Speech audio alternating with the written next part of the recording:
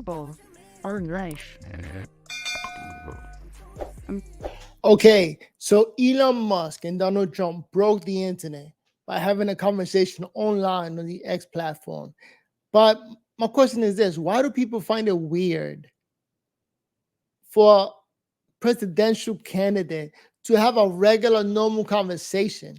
Like, you cannot even begin to picture any politician having a direct conversation like this one because they will be too afraid to get elected, you know?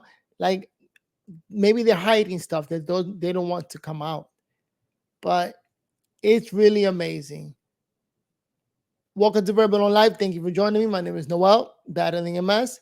And I wanted to take a look at this groundbreaking conversation because we should expect more of this. I want to see Harris have a conversation with anybody. It could be friendly or whatever network he wants. And saturated all of our data lines, like basically hundreds of gigabits of data were saturated. We think we've overcome most of that, and so it's now time to proceed. But This interview would have been embarrassing if it didn't go as good as it actually went in the 2 hours that it went through, right? Because they had a problem at the beginning, just like when the DeSantis went on, they had a problem at the beginning, and stuff that X got it fixed. And there are some haters out there that may want to make fun of this, but at the end of the day, the conversation went so well that people are just overlooking the fact that it took them like 45 minutes just to get started. So here is Elon Musk explaining what happened. as this massive attack illustrates, there's a lot of opposition to people just hearing what President Trump has to say. Yep. And but I'm honored to have this conversation. I want to emphasize it's a conversation, and it's really intended to just get a feel for what Donald Trump is just like in a conversation. So it's hard to catch a vibe about someone if you just don't hear them talk in a normal way.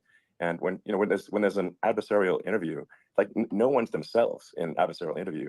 And this is really aimed at kind of open-minded, independent voters who just trying to make up their mind.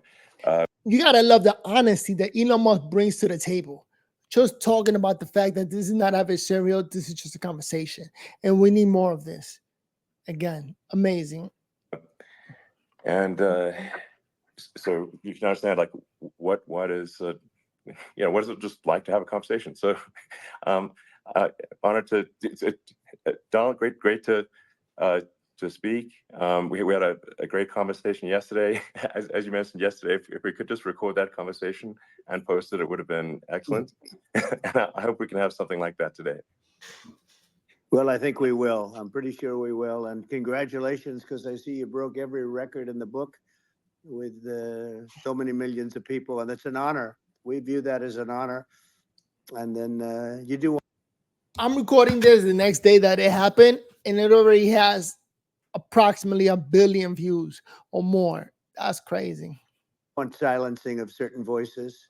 Usually those are voices that have something to say that are constructive, oftentimes constructive. And so we have to consider it an honor. But congratulations on breaking every record in the book tonight. That's great. Well, thank you. Well, I mean, maybe we could start off with, the assassination attempt, which was an incredible thing. And I have to say, right off the bat, the assassination attempt, my man Elon Musk waiting for no punches. Let's go. That your actions after that assassination attempt were inspiring. You, instead of shying away from things, instead of ducking down, you were pumping your fist in the air and saying fight, fight, fight. And I think that's, the president of the United States represents America, and I think that is America. That is strength under fire. Yep. And so that's a big part of the reason why I was excited to endorse you as the president of the United States for having another term here. Is that was just incredibly inspiring. But I mean, what was it like for you? not pleasant. I It's have to not be honest. pleasant. I said there was blood. I had Being more shot is blood. not I didn't much know fun. I didn't know I had that much blood. The doctors later told me that the ear is a place that is a very bloody place if you're going to get hit. But in this case, it was probably the best alternative you could even think about because it went at the right angle, and it was a hard hit. It was very, I guess you would say surreal, but it wasn't surreal. I was telling somebody you have instances like this, or like a lot less than this, where you feel it's a surreal situation, and I never felt that way. I knew immediately that it was a bullet. I knew immediately that it was at the ear, Yeah. and because it hit very hard, but hit the ear. And I also heard people shout, "Bullets, bullets!" Get down, because I moved down pretty nicely. Let me pause it for a little bit because I gotta check. Am I even allowed to stream this? So let me pause it for a little bit. But yeah, the man just started describing the getting shot situation, and give it up to Trump. I like the fact that this is like the second time that Trump has talked about it. He talked about it at the RNC. He did a great job talking about it. And now he's doing it the same thing with Elon Musk. And Elon Musk always wanted to ask those questions. So shout out to Elon Musk first. Out the gate, first question. What's up with the shot? All right, let's keep going. Pretty quickly, and we had bullets flying right over my head after I went down. So I'm glad I went down. The bigger miracle was that I was looking in the exact direction of the shooter, and so it hit me at an angle that was far less destructive than any other angle. So that was the miracle. That was for those Split people that second. don't believe in God. I think we got to all start thinking about that. You have to, I'm a believer now. I'm more of a believer, I think, and a lot of people have said that to me. A lot of great people have said that to me, actually. Yep. But it was amazing that I happened to be turned just at that perfect angle, and all because I put down a chart on immigration that showed that the numbers were so great. I love that chart even more Maybe now. it's a sign. Maybe that's a sign. It's an immigration sign. You highlighted a serious issue, and at that moment, that's right. The bullet, Mr. You hit your ear, but Mr. Your head. I mean, well, the amazing thing is that the sign. I said, bring down that sign on immigration, and it was literally about an eighth of a second where it would be good, and after that it was going to be a disaster, no matter which way you were facing. But it just had that perfect angle, which was exactly at this shooter. Very sad situation. Such a sad situation. As you know, we lost somebody that was great, Corey, who a firefighter, a great gentleman, a great trumper. He was just a fantastic family and a fantastic man. And a friend of mine came up, Elon, and said, "I'd like to give the family some kind of help."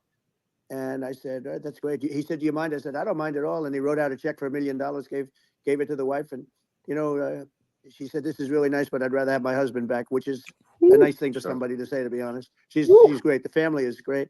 And we raised a lot of money for them and for two other gentlemen are unbelievable people also. They were hit really badly. They thought they were not going to make it, and they did. The doctors in the Butler area, I tell you, they were incredible. They saved the two, and they were really hit tough, both of them, equally. And we thought, my first question was, because I heard bullets flying over me. I said, how many people were killed? Because we had a massive crowd there, a tremendous, thousands and thousands of people. And there was no land. I mean, it was all people. So I said, how many people? He described this whole situation, but the only two questions that I've never heard anybody ask him is, what's up with the two FBI agents that were in the crowd recording the whole incident in the back? There was two of them with white shirt, a female and a male FBI agent. And I really want to hear that question asked to Trump. I want to see what Trump deals with them when he goes into office. But there were two FBI agents and nobody's talking about them. People have been killed, because I knew there were other shots being fired. And they said, we don't know yet, but some people have been badly hurt. And I have to give the Secret Service sniper, they call him, or sharpshooter, but sniper, because he didn't know there was a problem. He's an extraordinary shot, obviously, and he didn't know there was a problem. And he was able to pick it all out within 5 seconds. and he used one bullet from very far away. I guess probably about 400 yards. The shooter was 130, but he was on the opposite side of the field and the podium, and he saw the smoke and the flame from the gun, immediately recognized it, and immediately took a shot. And it was one perfect shot from very far away. And if he didn't do that, Elon, he would have. I mean, if he would have, a lot more people could have been badly hurt and killed. So I have to take my hat off to him, because that's also a surreal. You know, he's been with them for 23 years, and he's never had anything like this. And all of a sudden he has to act, and it's a very tough thing to act and to be shooting somebody. But he saw the gun, saw the smoke, saw the flame from the gun, very far away. Obviously has very good eyes. He's got very good vision, which I assume you have to have in that particular work. But he took aim very quickly, and they say it was approximately 5 seconds from long range, one bullet. If that didn't happen, because the shooter had a lot of bullets, he had a lot of cartridges up there with him. So I mean that's clearly he was very confident in taking that shot to stop the attempted assassination. But I mean, there does seem to be, I mean, some pretty significant failings elsewhere in the system. Like, there's just no way that, like, how on earth does a shooter get on a roof 130 yards away? That seems crazy. I think most people people are wondering how on earth could such a thing happen. Well, I view it as two ways. There should have been nobody on the roof. There were people, because there were so many tens of thousands of people there. There were people that were seeing him, and there was one woman with a red shirt and Trump all over it, and she's screaming. That guy's got a gun. You saw it probably. There's a guy up there with a gun. I mean, it's like I guess, I mean, for my part, and I think probably many members of the public are wondering how the heck are basically people wandering by, pointing out there's a guy on the roof with a gun. And they're seeing it, but somehow it's not being addressed. That does seem crazy. Well, they're going to learn from this. The communication between the local police, who sort of had an idea, and then ultimately a man lifted himself up to the roof, could barely do it because he was pulling himself up, and he saw the man with the gun. The man with the gun pointed the gun at him. He thought he was probably going to get shot, but he was like pulling himself up, and because of that, he couldn't get to his gun, and he fell down. Actually, very badly hurt his leg, his ankle. I hear very badly, but he fell down. Yeah, the guy that went up there, I want them to have an interview with him to find out what was he thinking. When you see when you see a guy pointing a gun at you, you could say whatever you want to say, but it's a difficult situation. So what it looked like, he jumped down and ran, but I wonder what went through his mind, because not regular people are just not mentally strapped to deal with a gun with somebody pointing a gun at them. I'm bugging. And he did, from what I understand, he did say there's a guy up there with a gun, and the shooting started very quickly after that. I think it forced the shooter to go maybe quicker. He was supposed to be a very good shot. Yeah. My sons, Don and Eric, they can't believe what happened, but they said from 130 yards, a bad shot would hit that target almost every time. They said it's like in golf, sinking a 2-foot putt. Yeah, it's not a tough shot. It's not a long shot. The Secret Service person had the long shot. He had triple the distance, actually. So it was a terrible thing. Look, it's hard. I have to say this about the Secret Service. When I went down, and I went down based on, I think they're screaming, but other people also, because people saw this happen. You had so many people. One of the miracles was that nobody ran. I mean, if a gun goes off, the crowd control people showed us this. When guns go off, and it does happen in stadiums, at a soccer match or some kind of a match, everybody flees. They call it a stampede, like cattle. But everybody, and a lot of people get killed with those stampedes. We had more people than you'd have at, some of these matches or these games, and nobody left. You had a small group behind us in the grandstand, and that was full. And you look at it as it was taking. I love the fact that Donald Trump gives a shout out to the crowd, to the people who he is responsible for. He's responsible for everybody. The only reason they all got together, they all were there, was to listen to him. So he wasn't just listening to himself or his condition, but he was really, really, truly worried about the crowd and what was happening out there. Are more people getting killed or what? Taking place. And normally they'd be running. They didn't leave. They saw that I was hurt. They saw a lot of blood, and they saw that I went down. And it's almost like they wanted to be with me. Well, out front, you had thousands, tens of thousands of people. As far as the eye could see, you had people in Butler, as far as the eye could see. And and a lot of press too. There were, many cameras on watching this. It's what makes it so different, because normally things happen that aren't good, but you never have a picture of it. Here we have all these cameras shooting it. So, sort of amazing. But one of the interesting things was that you didn't have anybody flee. You didn't have anybody stampede. Sure. Nobody. And there were some people behind me. They stood up and they're looking like, I mean, I tell you, you want to have them in a foxhole with you. I want to meet some of those. Yeah, and the crowd loves Donald so much that they were worried, checking to see if he was killed.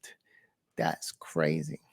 People, Sure, because sure. it's so different from what you heard. But so I was down. But the Secret Service Yeah. guys, there were bullets flying right over my head. You could hear them go whizzing, and these guys came jumping on top of me, and a young lady, Kate, would jump. They moved so fast, and let me tell you, that took tremendous courage. Now there was a lack of coordination. There was, obviously everybody understands that that building should have been covered. And I mean, that was I the think big that thing.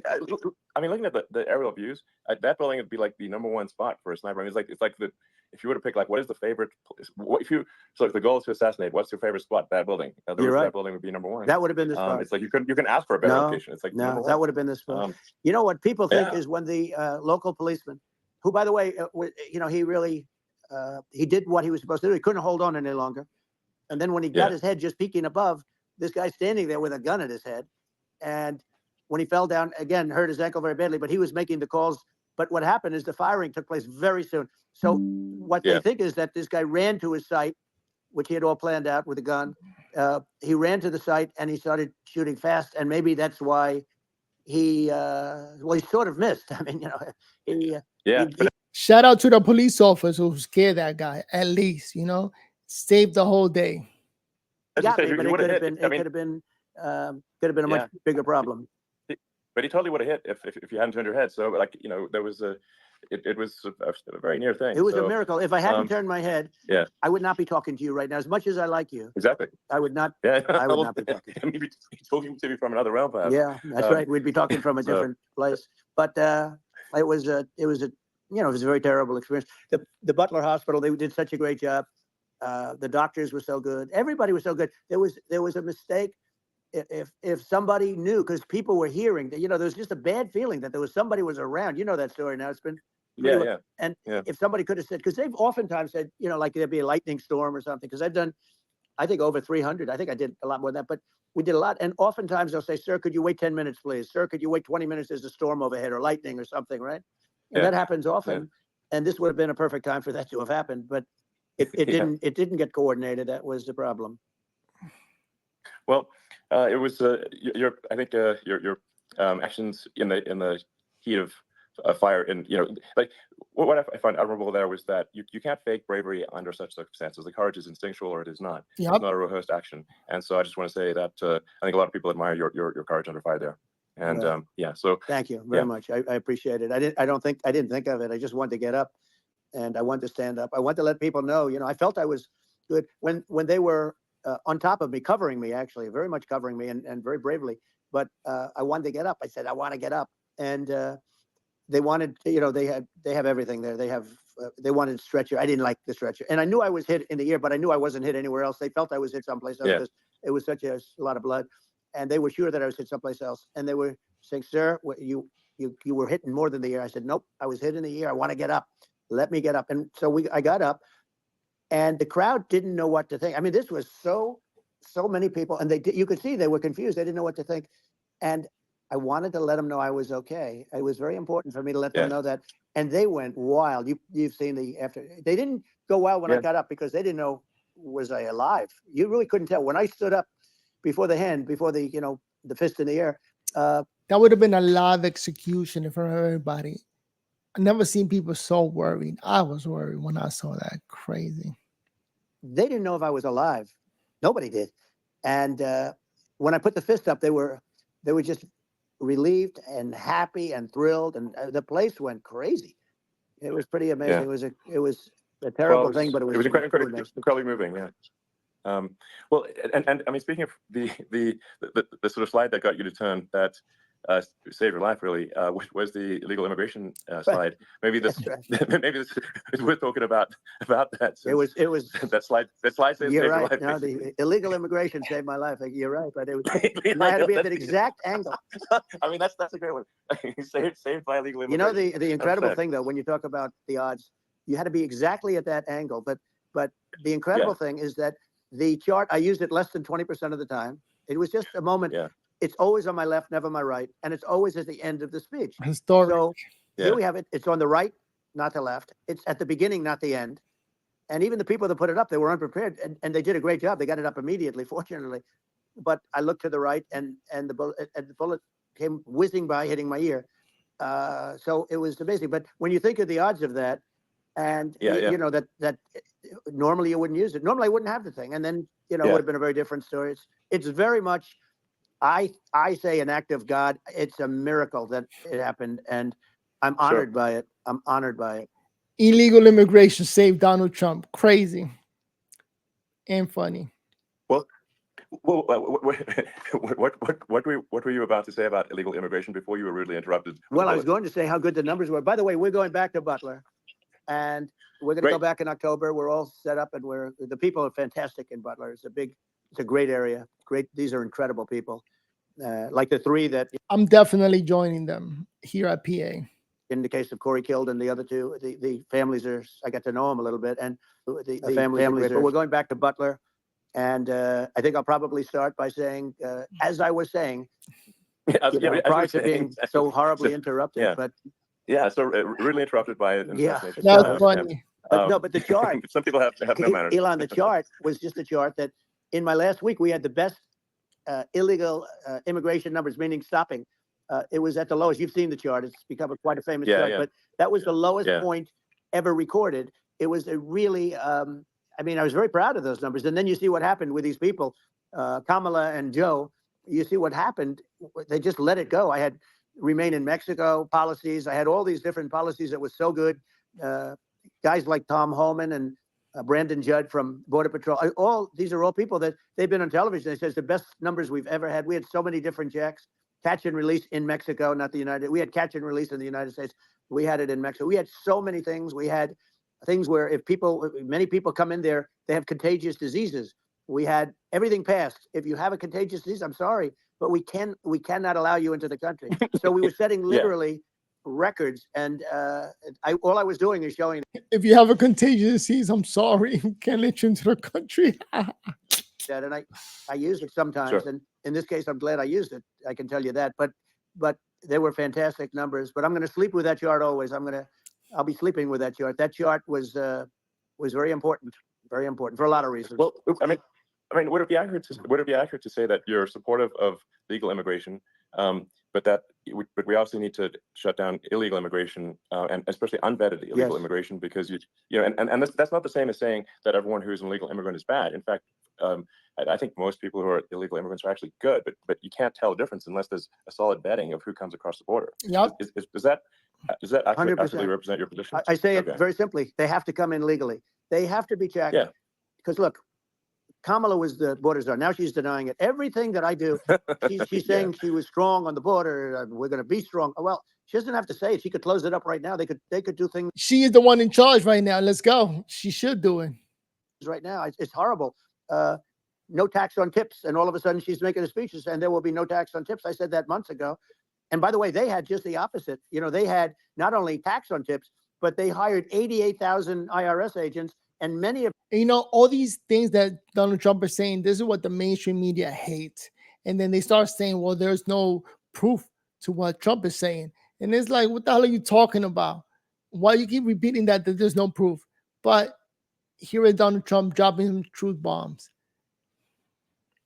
them were assigned to go get waitresses and caddies and all of this on tips. They have a policy. They had a policy that they were really going to go after you, and were really harassing people horribly. And then all of a sudden, for politics, she says, she comes out with what I said, which I think is terrible. And I think it's also hitting them very hard.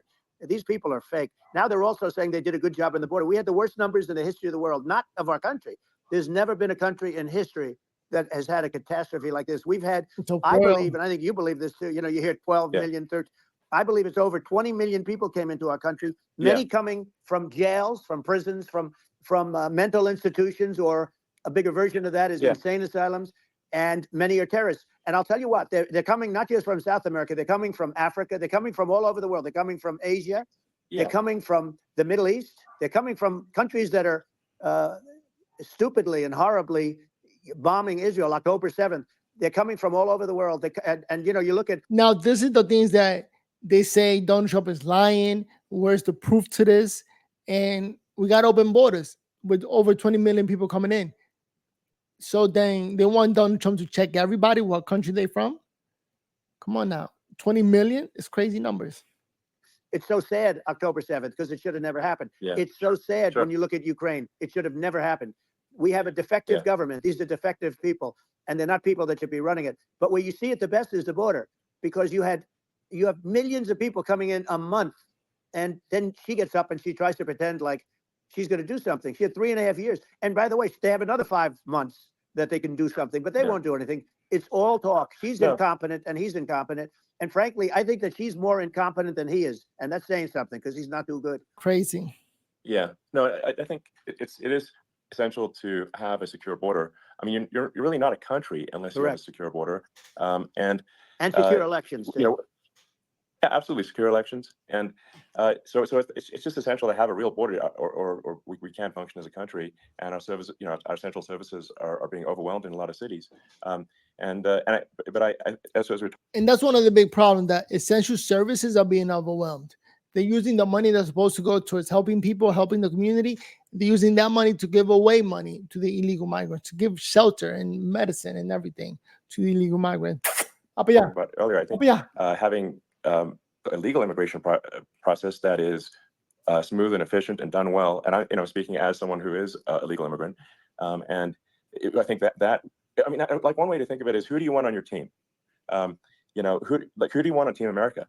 And I think we want to just say, okay, we want to let in people who are going to, be great contributors to our society and to our economy, and and who do you want on the team? And it's not to say that, like, in my opinion, actually, I'd say, like, probably most of the illegal immigrants actually are actually good, hardworking people. That's my opinion.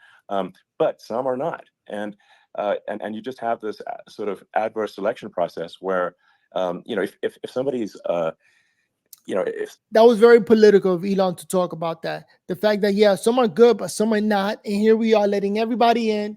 The bad guys coming in, the lazy people coming in, the people who just want to live off the government coming on and taking up the resources and bringing nothing but trouble. If somebody's like has a career in theft or robbery, I don't understand what's taken them so long to get here, because we're such a target-rich environment.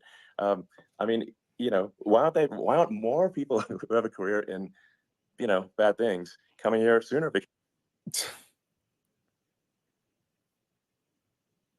That's crazy of Elon to admit. The fact that we got open doors to all the criminals that should be running over here. Okay, I think the audio is done. Let me see. She had nothing to do with it. Rapists, and they're delivering them into. But that's what Castro did. Yeah, well, he did on a much smaller scale. It was a much smaller scale. But this is a massive scale, because this is being done worldwide. But here's what's happening: crime all over the world is down. And wait till you see the numbers that we have. This is migrant crime. This is crime that's going to be. And I saw it today in New York, where somebody was knifed with raped the girlfriend of a man that stood there watching in New York in one of the shelters, and started pulling out the knives, and bad things happen today. But this is happening every day. These are rough people. These are people that are in jail for murder and all sorts of things. And they're releasing them into our country. And they're telling them, if you come back, we're going to kill you. We're going to give you the death penalty or kill you. So they don't want to come back. But these are rough people. These are criminals that make our criminals look like nice people. And it's horrible what they're doing. And she's in charge of it, because, now she's trying to say she had nothing to do with it. And she's such a liar, because she was called the border czar the first day, and it was on the headlines of every newspaper. She's the border czar, and she never even went there. She went to one location, which had nothing to do with where the problem is. She went in and out, I guess, because she was getting a lot of pressure, but had nothing to do with the problem is. But she was the border czar, and people can't allow them to get away with their disinformation campaign. Now she's trying to say that she wasn't really involved, and the whole thing is horrible. She was totally in charge. she could have shut the border down without him. He didn't know what he was doing anyway, so he wouldn't have even known what happened. You could shut the border down. He wouldn't even know the difference. But all right, so the majority of the conversation here with Elon Musk did center around the border. I think people are worried about the border and who's coming in, the criminals, and all the resources being spent on illegal migrants. That they spent a long time talking about that, and also money, how we're using finances, and what can we do to better things. I'm just gonna play some of the reaction that people are having to this interview, which I think was great. It was flawless. It sent out a message to everybody that we want to hear politicians be able to do this, to have these conversations. Like, I cannot even picture, I know Biden can't do it, even though it doesn't matter at this point because he's leaving office. And can Kamala do it? You know, can she hold up a conversation like this? She did a conversation with Charlamagne the God, but she went off on him, started yelling at him. It was really embarrassing. But can she really have a normal conversation like this? That will be ideal. And this is putting all politicians under a different microscope, under a different light, under a microscope. So let's see more and more politicians can step it up. But the fact is that she was border czar. But if you don't have to call her that, the fact is you could just call her. She was in charge of the border, and the border was the worst ever. It's simply not working. No, it's horrible. Whether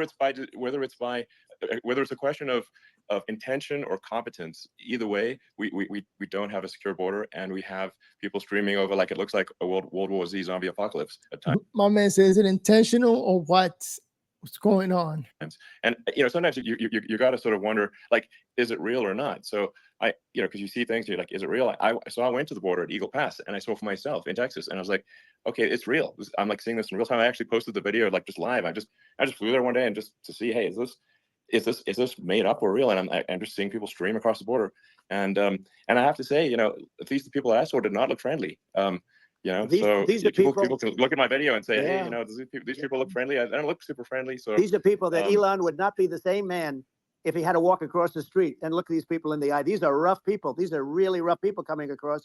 And I know rough people. And these are people that we don't want in our country. And, the caravans are coming in, and they're putting, and who's doing this are the heads of the countries. And you would be doing it, and so would I. And everyone would say, oh, what a terrible thing to say. The fact is, it's brilliant for them because they're taking all of their bad people, really bad people. And all right, so let me pause it right there. So again, it was epic. One of the best conversations or ever that I've seen a politician running for office have with another genius, because we all know Elon Musk is a genius. Now,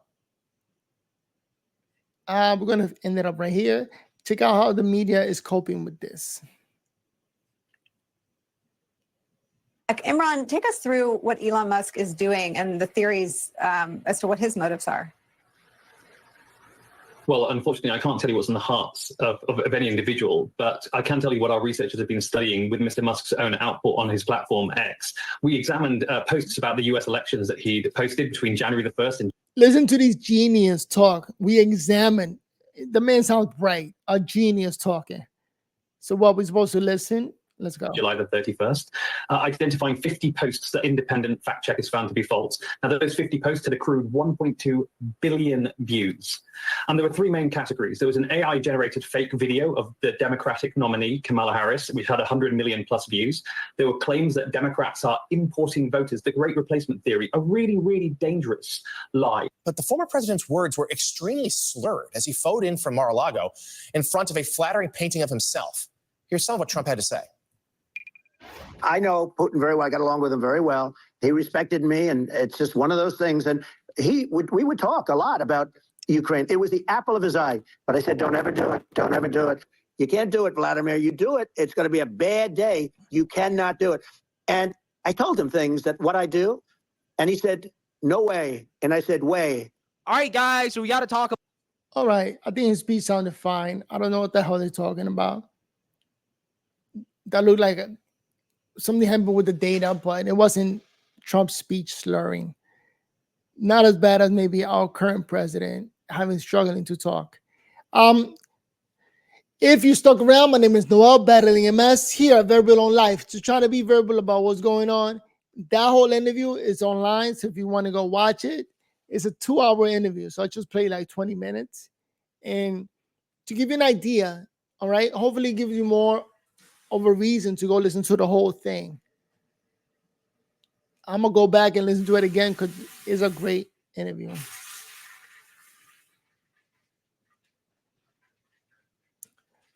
With that said, let me see my thoughts on it. I think I've been a long time Trump supporter. Ever since he lost the election, I've been on his team. Ever since he got shot, I've really been on his team, or attempted assassination.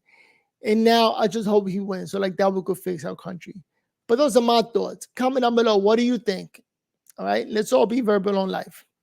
With that said, see you in the next video. Peace. Verbal or life.